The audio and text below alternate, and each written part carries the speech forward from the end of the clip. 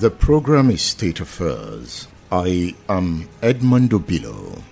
My guest is the author of the book, Dotun Oyelade Reporting, Memoirs of a Newshound. Dotun Oyelade is the Executive Chairman, Broadcasting Corporation of Oyo State. Mr. Oyelade, it's good to have you on State Affairs. Thank you. I'm pleased to be here. You have written a book that led me to asking myself, what is it about media power that rattles members of the political class? The story of Olunloyo, as narrated by you here, talks about media power. So what is it about media power? Well, I think just like the blurb of my book indicates, I quoted a particular powerful author there that says, a playwright really, of all those arts in which the wise excel, nature's chief masterpiece is writing well. Those who cobble that popular adage that the pen is mightier than the gun did not make a mistake. It is a veritable truth, a veritable truism. You see, the power of the pen, the power of the media, when employed and deployed effectively, meets its own match nowhere else. It is the most sustainable and the most powerful instrument of change in the world. The media, over time, in all spheres of human endeavor, in all countries, have proven to be the redeemer of systems. I give you an example. Between 1980 and 1981, during the Falkland War between Britain and Argentina, the decisive blow that made Britain, under Thatcher then, to win the war, the Falkland War, was the effective decoy, propaganda, and helpful disinformation which the British media employed. Did you say disinformation? Oh yes, this is debatable, but to me, every propaganda has elements of disinformation. So yes, I did say disinformation because the media can be used in connivance with government to bail itself out. Government can use the media to bail itself out of troubles, which willingly or inadvertently every government runs into every now and then. Look at the Daily Mail in England as I talk to you. A veritable supporter of the Conservatives. It got to a point where not even the Daily Mail could help because of the torrents and tumbling sequence of fiscal and political mistakes that Liz Truss is making. To answer your question, yes, the media power, as you put it, is not a mirage. It is a reality. So how did Dotun Oyelade and TSOS in the Second Republic under Bola deploy television to annoy the MPN? Well, the story of the television service of Oyo State is not a peculiar one, but it can be couched in rebellion. We had the Shehu Shagari administration between 1979 and 1983, and it was widely known that state governments, especially those that were not in the same political tune with the federal government will be diminished one way or the other. So the television service of Oyo State was established deliberately to counter the media powers of NTA at the center that had managed to coerce all the other dissenting state stations into its own and to sink the biddings of the NPN administration of the time. So we were so audacious when we were at NTV Ibadan, later NTA. We were so audacious that we protested vehemently, not only by writing. I was a member of the committee set up by NTA Ibadan Union to look into ways of stopping the federal government from cocooning us, narrowing our space into the old Oyo State. We wanted to go to Lagos where the action was. And we went to court. We had the audacity to go to take our employers to court. And the judge laughed at that. Well, yes, indeed. He thought it was a joke, to say the least.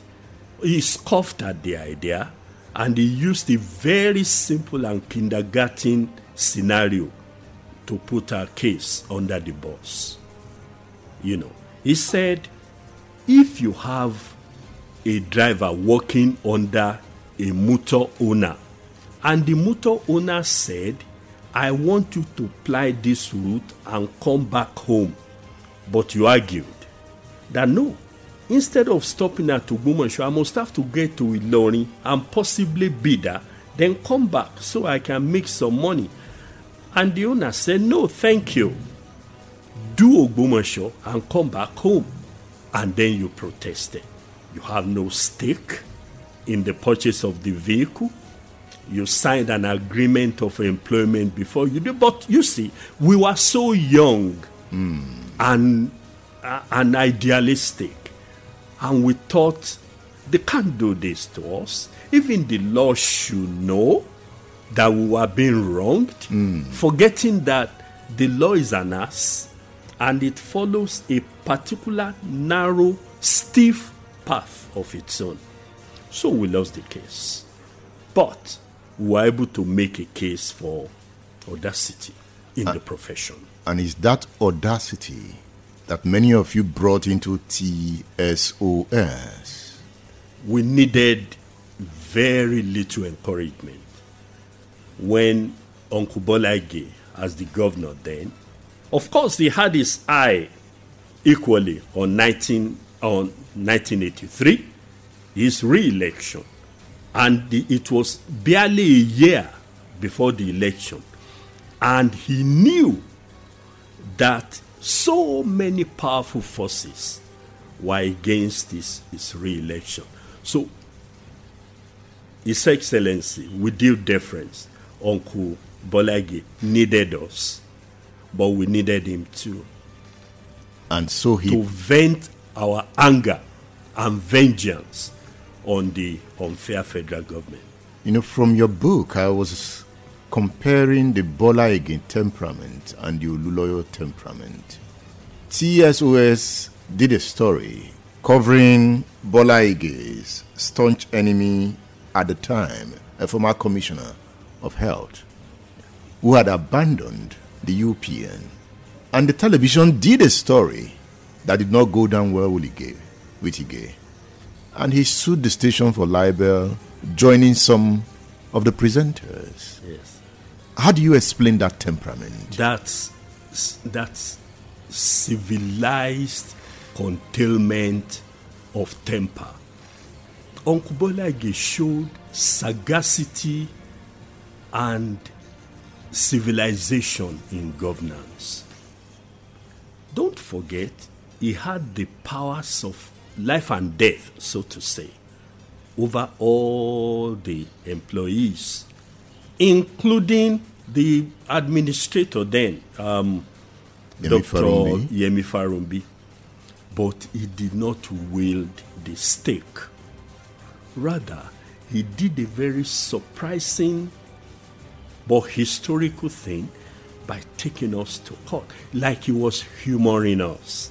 Yes. You know. It was fun while I was reading it. Yes, I mean, he did. Now, that shows you what may be the difference between him and Dr. Omololu Olunloyo as governor. Look at this page 98 of your book. You said one day, the governor, that is Omololu Olunloyo, summoned me to his office. And the first thing he said when I appeared before him was, "Now, I got you." He said so. And he burst into cynical laughter. You used the Yoruba word here, but let me let that be. You interpreted it as, "You are a bastard of Ogbomoso." A bastard of Ogbomoso. My father, Samuel Babatunde Oyelade, was born June 21, 1912. He was a contemporary of people like Chief Esela Akintola, who was 2 years his senior. Okay? But their ancestral homes were not far away. They were neighbors, as it were. And my paternal grandfather, Jonathan Oyelade, in his cursive handwriting, was the one who gave me my birth certificate. So, and my mom was born by Chief Amos Akinwale, the Seriki of Ogbomoso land, and a judge of the customary court. My home is Ile-Olo. I'm not a bastard. And my father built his first house here in Ibadan in 1958 at Ode-Olo. That was how it came about that the Ode-Olo of today was named Ode-Olo, because someone from Ile-Olo in Ogbomoso built his house there. Indeed, I could have, on a lighter note, I could have claimed Ibadan if I wanted to, but no, thank you. I'm from Ogbomoso. I'm not a bastard. I think, without meaning to vilify revered Dr. Omololu, you know, I've met quite a number of people in my life in the sojourn of my profession. Okay? None has the residual brilliance and sense of recollection as Dr. Omololu. I doff my heart for him. But because he's a human being, we had to regurgitate what he did. He goes on, "I heard that even your father was not in support of your professional activities." True. Neither were the Ogbomoso people. True. Yet you preferred to support Awolowo against your own kinsman, SL Akintola. Shame on you, he spat. Those were moments of definition in my life. You know, if you want to be a successful human being, you got to face the rough path too. But it redefined my determination that there must be something in me for an Olunloyo to feel so pissed with me. I decided to re-examine myself, and I saw a pass mark. I didn't look back ever since. He did me a favor. So did Obasanjo, by the way, who equally called me a bastard. The program is State Affairs. I am discussing with Dotun Oyelade. He is the author of the book, Dotun Oyelade Reporting, Memoirs of a Newshound. What was it about your report? What did you do for Bola that NPN leadership wanted to punish you after the elections, after they came to power in 1983? You know, all over the world, the practice of journalism is largely subjective. That is the truth. Look at TSOS in the Soviet Union, in Russia rather, today. TSOS is a government agency that does the job of edifying and magnifying and godifying a guy called Putin. They are no less journalists simply because they do that. You know, the Yorubas say, Ibitio teba kaulukaluku moniawa. It is the circumstances of where you are that dictates largely who you are in your profession.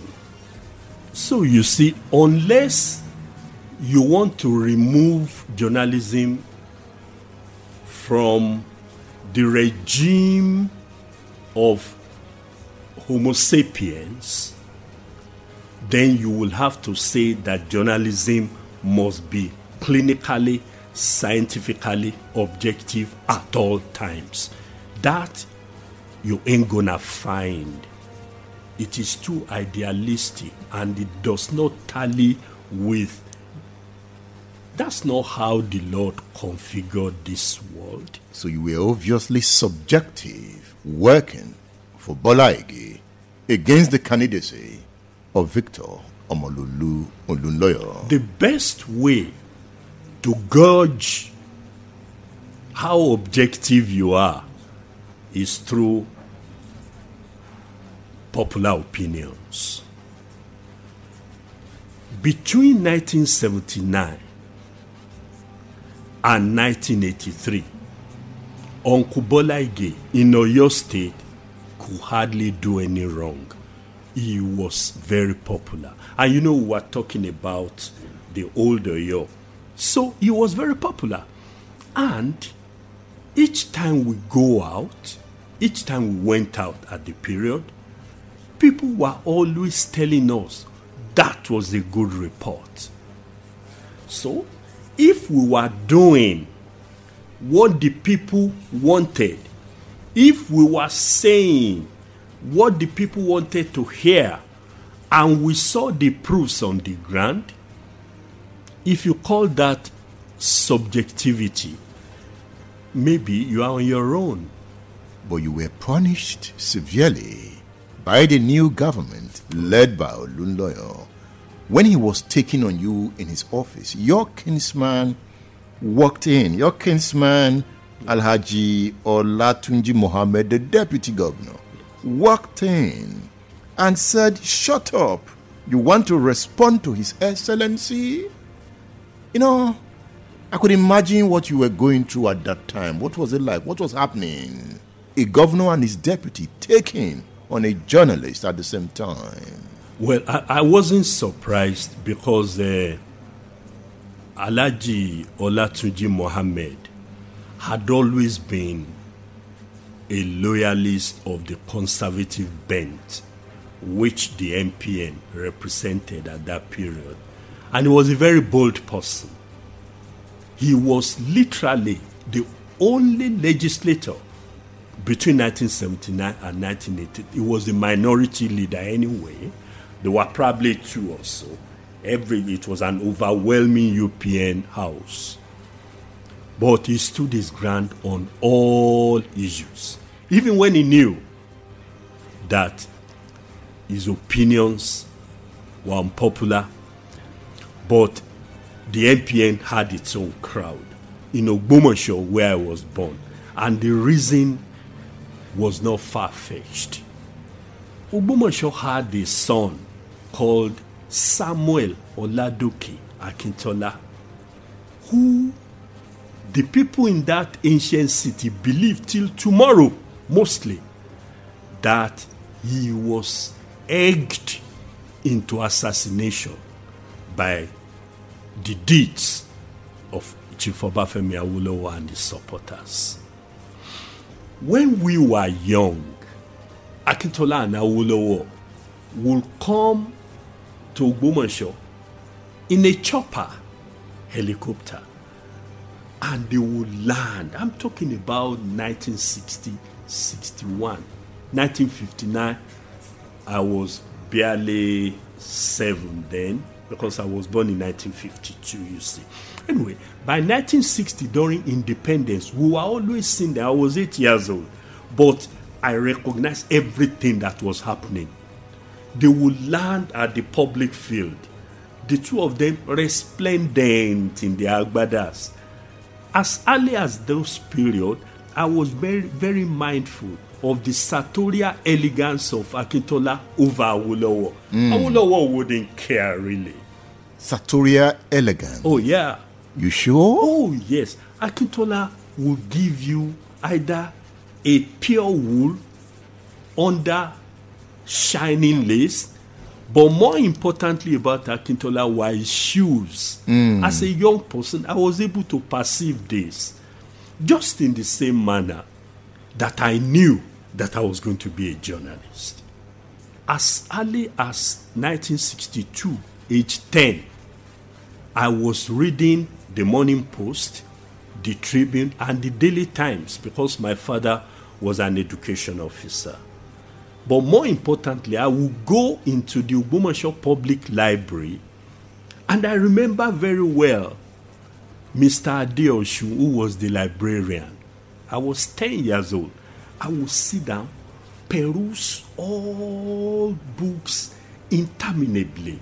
So you see, I knew I was going to be a journalist. And my teacher in primary 6, he was an intern then, Mr. Oladoye from Iwo, told everybody who cared to listen that Dotun Oyelade will be a journalist.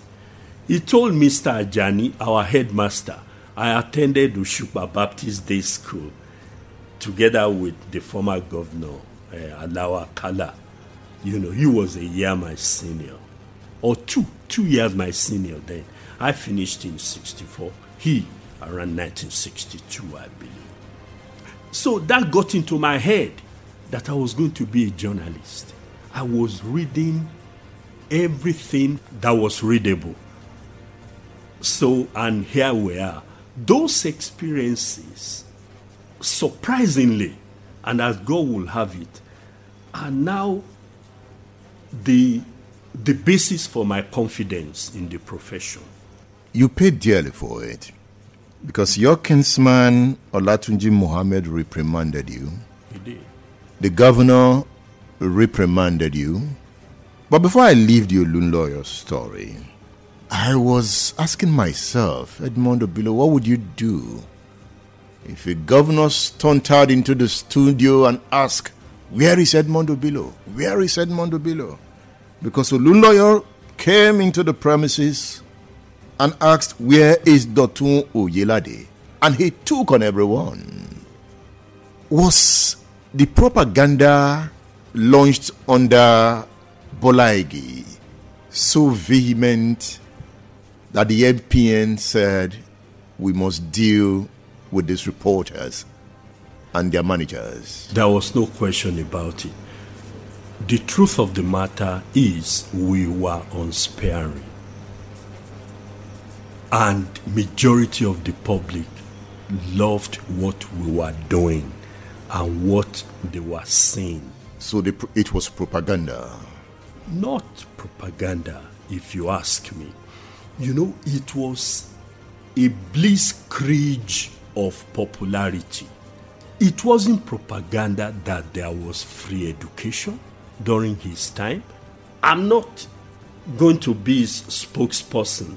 I have no qualification to be for Uncle Bola. But I can defend what we did at the time. He promised free education. He performed it to the letters. Okay? And that was unpretentiously, that was the major thing. Of course, the issue of providing conducive atmosphere for businesses to thrive was here. Many companies were coming to town. So he deserved a second term. Uncle Bola, yeah. No question about it. Because you alluded that election was rigged. the election wasn't only rigged. Rigging is an understatement. Understatement? Oh, yeah. The election was patently stolen without any remorse. Okay? Figures were falsified and all that. Look. The election that brought Olunloyo as 3 months governor. Is that the election you were talking about? Yes. Falsified. It was patently stolen. Oh, yes, it was stolen. That was why you will notice that the NPN at the time was in the minority. They could hardly form a government. And Dr. Olunloyo, probably because of karma,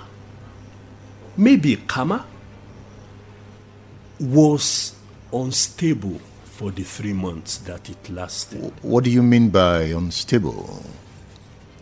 Both in terms of his public comportment, what he was saying, how he was governing. Let me give you an example.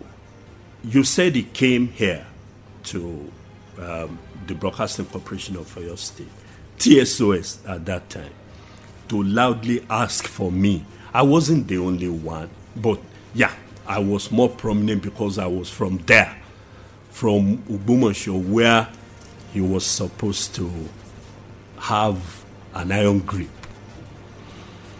So when we got to the